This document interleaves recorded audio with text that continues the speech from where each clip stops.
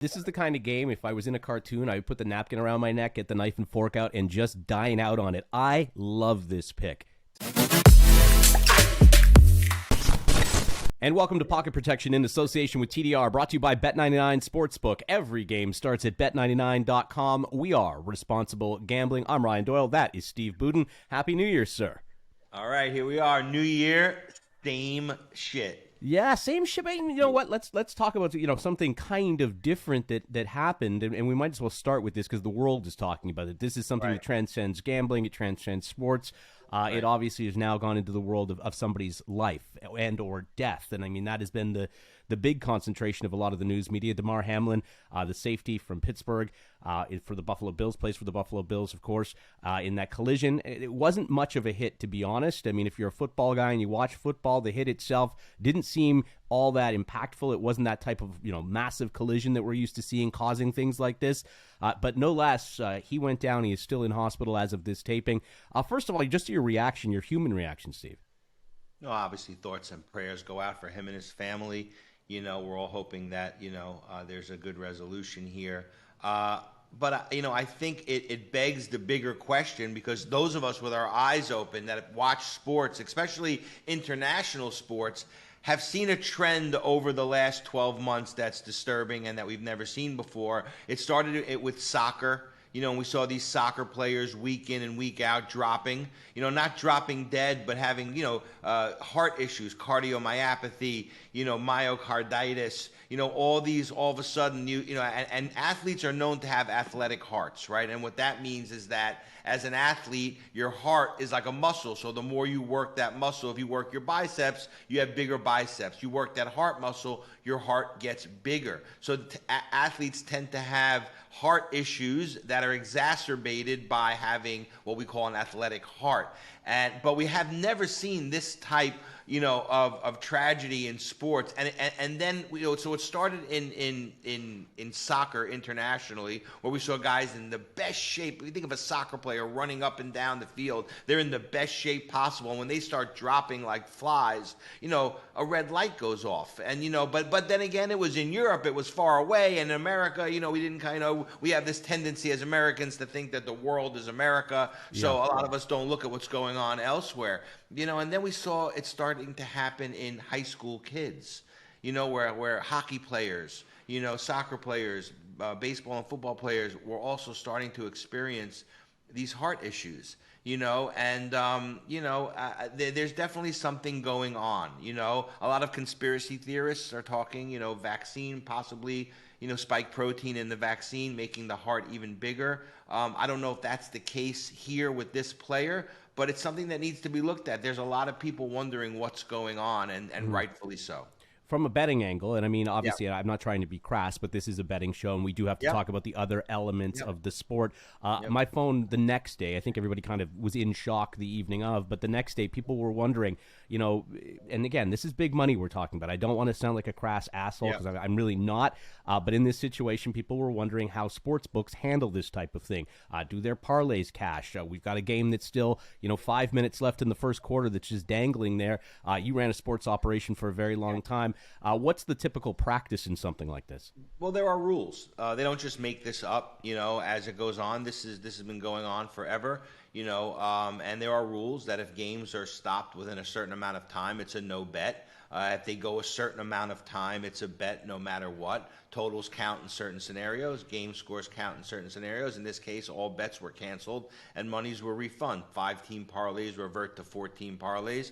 4-team parlays revert to 3-team parlays. And 2-team parlays revert to straight bets for 90% of the bet, taking that vig into consideration. Because when you make a parlay, you're stating, I want to risk this amount. It's a $100 parlay. The most I can lose is $100. So if you have a 2-team parlay with that hookup and now reverts to a straight bet, that's going to be a $90 parlay, because they can only charge you $100 and they have to consider that $9 vig, right? So that's kind of how that works. And we've seen, Rainbow Boom Mancini, we've seen things happen in the ring where people die, bettors will bet. You know what I mean? This is a tragedy. Everyone as a human feels this.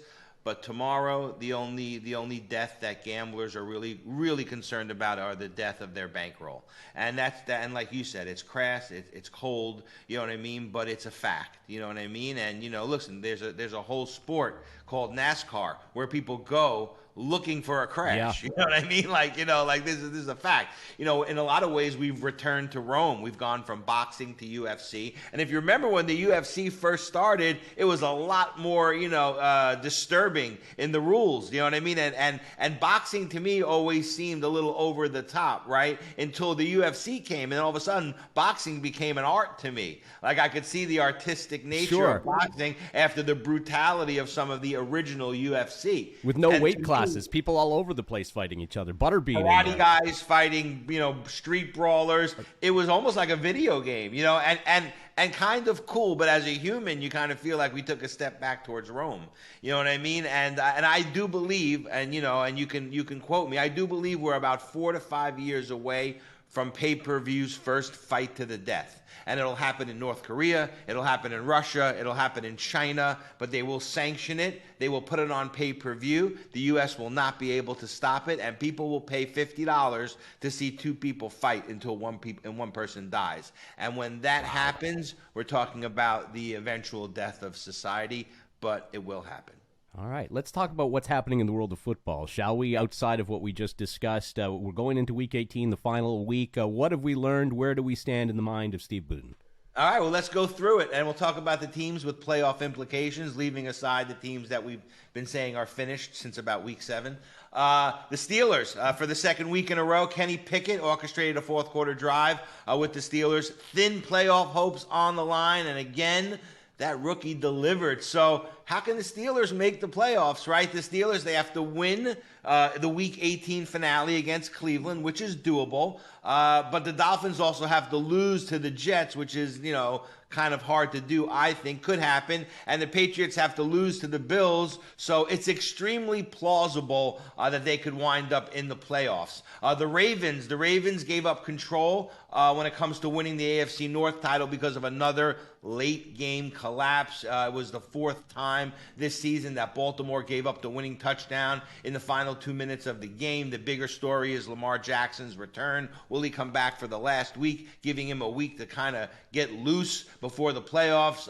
If he isn't back next week, he's going to enter the playoffs after missing his last 5 games of the regular season, and obviously that wouldn't be ideal. Without him, they have no chance. 49ers rookie quarterback Brock Purdy had a chance to show what he can do in a close late game situation, and he also delivered. Purdy led a pair of excellent fourth quarter drives, and the Niners got a 23-yard field goal in overtime versus the Raiders, and they moved past the Vikings for the NFC's number 2 seed. Interestingly, the Niners defense had a bad game, and that's a cause for concern, so we shall see how that plays out, whether it was a one-game wonder or some cause for concern as we go through the postseason.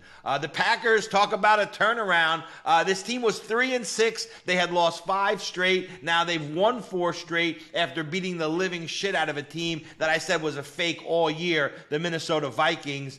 The Packers have gone from giving up big plays on defense to actually making big plays on defense. 4 turnovers against quarterback Kirk Cousins, 3 interceptions, 1 fumble. The Packers have back-to-back games with 4 takeaways for the first time since 2016. Now the Packers have a simple scenario, right? They need to beat the Lions next weekend, and they're in the playoffs. So, my friends, the Pack is back. Vikings, they lost to the Packers, and that means that they cannot overtake the Eagles for the NFC's number 1 seed, and it could mean the difference between 1 home playoff game or 2. Vikings have offensive line problems. Their center, their right tackle are injured. That could be a real problem for them. Seahawks, like the Bee Gees, they're staying alive thanks to their best game in 2 months versus the Jets. Keep that in perspective. So they can sneak into the playoffs. They have to beat the Rams at home next week, and they need the Lions to win or tie versus the Packers. So it's not likely, but it is not impossible. The Chargers defense peaking at the perfect time. And guess what? The offense finally decided to join the party on Sunday after 2 inept games. Quarterback Justin Herbert threw for 2 touchdown passes. Finally, the Bolts entered Sunday as the number 6 seed, but they will be the number 5 seed when it's all said and done. Trust me on that. The Jaguars, Sunday's victory, they snapped a 9-game losing streak to Houston. Obviously, this version of the Houston Texans is not all that. That streak goes back to 2017. The Jaguars didn't have to win the game to clinch the AFC South title, but they did. The Jaguars have won just one AFC title in franchise history. That was back in 2017, and they made the playoffs just 4 times since this century began, 2005, 2007, and 2014. Well, the Jags, if nothing else, they're the best team in Florida, and that means something. The other team in Florida, the Bucs, well, not only did they punch their ticket to the playoffs for Tom Brady's 14th consecutive postseason appearance. This guy's like Elvis, man. But their deep ball drought and Mike Evans' 11-game touchdown drought are now finally over. Evans scored 3 touchdowns Sunday to help the Bucs overcome not 1 but 2 double-digit deficits. They'll likely face the Cowboys in Tampa in the first round of the playoffs, which will be a good game. Absolutely. Eagles are 2 underachieving teams. The Eagles are going to have to do this the hard way, unfortunately. They could have clinched the number 1 overall seed in the NFC playoffs with a win in either of the past 2 weeks, but they were unable to get the job done, and now they face a critical home game against the New York Giants in the regular season finale, but Hurts is back, so it shouldn't be too hard. But make no mistake about it, this is a big game. Patriots defense wins again. Now all the Patriots have to do is win next week in Buffalo, and they get in the playoffs. Good luck. Good luck with that. Dolphins, this fish can't swim anymore. Even if they beat the Jets and sneak into the playoffs, they're going nowhere. They are swimming upstream. Chiefs are no longer in a kicking slump, right? But they do still have a kicking problem. They missed another field goal attempt against the Broncos. Chiefs are last in the league in field goal percentage at 74%. The holder, Tommy Townsend, dropped the ball on a point attempt, a point after attempt. Those 4 points didn't cost them the game against the Broncos, but it's a stretch to believe that the Chiefs can continue to give away points in the kicking game and constantly beat especially in the playoffs. In the playoffs, you know what I mean? And they're my dark horse. I've said it all season. I think that, they're a great secret Santa gift, for betting on all the way, in the postseason. Because they know how to do it. They've been there, they've done that, and they have the talent. They could potentially snap out of it, and that's an unforeseen. Everything else we've kind of already aware of from watching all year long. The Giants, they're locked into the 6th seed in the NFC. Will likely play either the Vikings or the 49ers in the wild card round. They should be hoping for the Vikings, in my opinion. There shouldn't be any questions now about whether Daniel Jones is a legit starting quarterback or whether the Giants should re-sign him in the offseason. Jones led them to the playoffs, and I think he played his best football down the stretch. He earns that job. The Cowboys, they don't care much about style points at this point of the season, particularly during a stretch that their coach has called the most difficult stretch of the year, playing their 3rd game in 12 days, coming off a big emotional win against Philly. The Cowboys were sloppy against Tennessee. They turned the ball over 3 times, including 2 interceptions from Dak Prescott, but it was a win. Their 12th of the season, and that's the first time since 1994-95 that the Cowboys have posted consecutive 12-win seasons. So, that's good for them. I think they've done a good job. They've weathered the quarterback storm.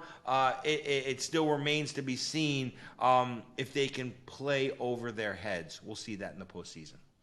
All right, and of course the other 2 teams we did not mention, Buffalo and Cincinnati. We'll have to figure out exactly what that schedule looks like as we go forward, whether that game ever gets played. We'll talk about that as the days progress and that story continues to develop. We've got a couple of games, though, to talk about. We've got some picks. One of the teams Steve mentioned, the Kansas City Chiefs in action on Saturday, as well as the Jacksonville Jaguars. We're going to give you our takes and picks on that, and maybe we'll sneak in a national championship conversation if we've got time as Pocket Protection continues after this. As a world champion, when I walked out of the tunnel, I knew I prepared to win. I still do today.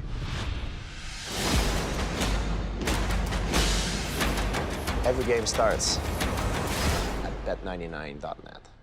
Welcome to Bet99.net, Canada's home for all your favorite free-to-play casino games, slots, live dealer tables, and progressive jackpots, including Mega Moolah. At Bet99.net, you could be a winner today. Welcome back to Pocket Protection in association with TDR, brought to you by Bet99 Sportsbook. Every game starts at Bet99.com. We are responsible gambling. Steve, let's talk about the Kansas City Chiefs. -8 at Las Vegas, a Las Vegas team with a new quarterback in charge at the helm. His head coach likes him a lot. Stidham looked great against that 49ers defense. It may also be because, they didn't have a lot of material, a lot of tape on the guy, so he can often be tricky when you've got a new quarterback under center. Kansas City -8 at Vegas. The total here, 52.5.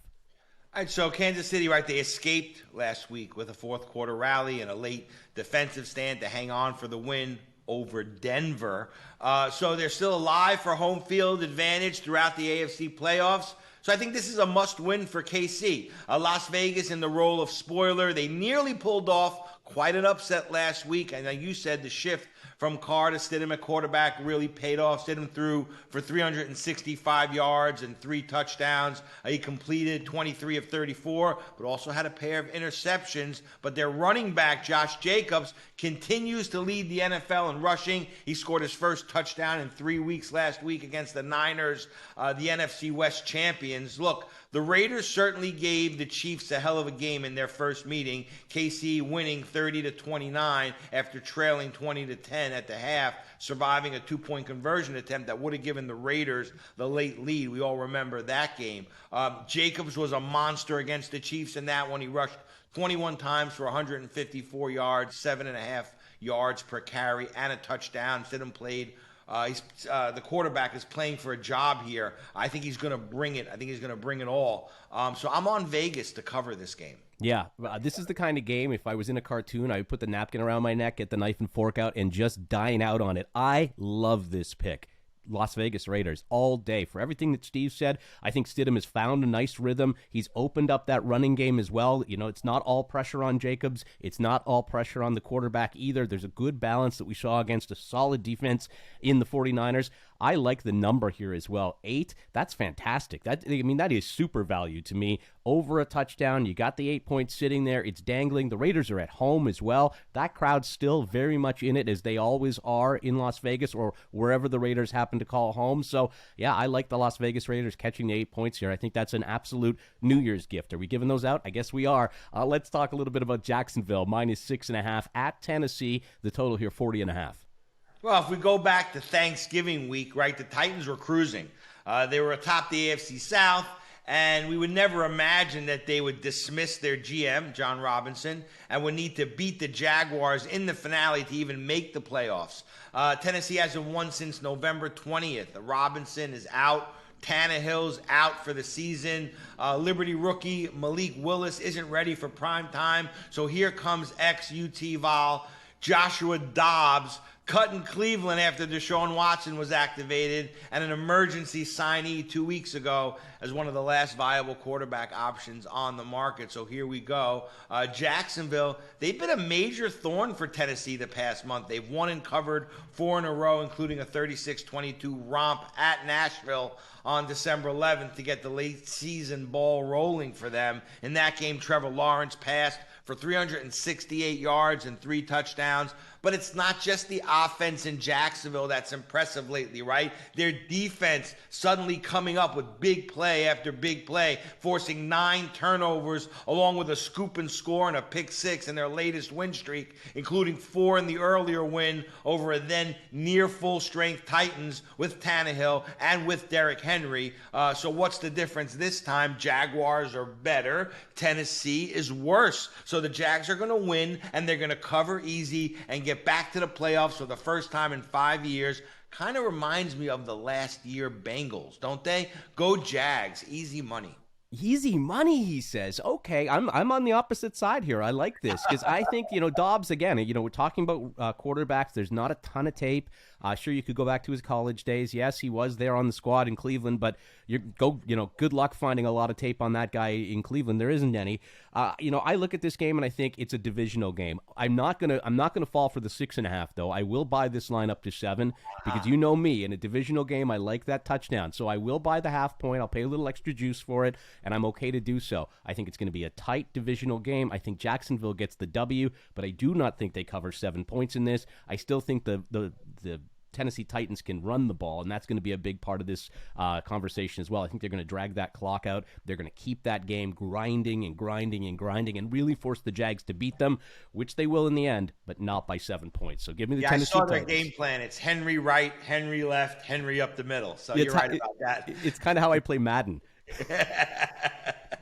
Right, just to annoy the shit out of people who are my friends. It's fantastic. It's good stuff. All right, so on different sides there. Let's finish up with the national championship game. Man, I was wrong about Michigan. Did they ever look poor trying to come back against TCU? Sometimes heart can't be beaten, and that's what you saw from Texas Christian University. They just had the heart of a lion, and there was no way they were going to be beaten. Georgia, mind you, they had a different experience. They were getting beat pretty much for the entire game by Ohio State. Ohio State looked in control. Next thing you know, Stetson Bennett went next level and decided that he was not going to take no for an answer, and it's Georgia minus 12.5 now as the line stands versus TCU. Total here 62.5. Yeah, and it's a big line, right? So it's worth noting that whether it's college football or the NFL, in championship games, historically, they have lopsided final scores. In fact, even with many of the recent competitive Super Bowls, still close to half of them, like 25 out of the 56, have still been decided by 14 points or more. And most recently, college title games have been lopsided too. The last 5 of those decided by 28, 17, 28, 28 again, and 15 respectively. And 5 of the 6 FBS playoff games the preceding 3 seasons were decided by 17 points or more. And for the record, mostly it's been the favorites doing the dominating, but not always. Clemson was a 5-point dog when it destroyed Alabama 44-16 4 years ago in Santa Clara. Now, none of these trends, or any trends for that matter, are ever etched in stone, right? Which was proven in the semifinal round last week when the value was clearly with the dogs, and with TCU grabbing the outright upset versus Michigan, which you alluded to in the preamble. So look, still, as a gambler, like me and you do all the time, Ryan, when you sniff out a bad line, you have to call bullshit. And Georgia, to me, they've been a bit overrated by the gamblers and the odds makers here. Maybe it's because of its SEC pedigree. Maybe it's an outright dismissal of TCU's credentials, which I can understand. But I think Georgia wins this game, but I think it's going to be much more of a dogfight for the Bulldogs than anyone else anticipates. I'm going to go with TCU plus the points. I don't disagree with the end part there. I think TCU plus the points is the play. Okay. I think what we saw with Georgia last week is that they are vulnerable. They finally got exposed to what we've been talking about on this show since the better part of, since September at the very least, where gamblers were all over Georgia. Okay, but are they really as good as you think they are?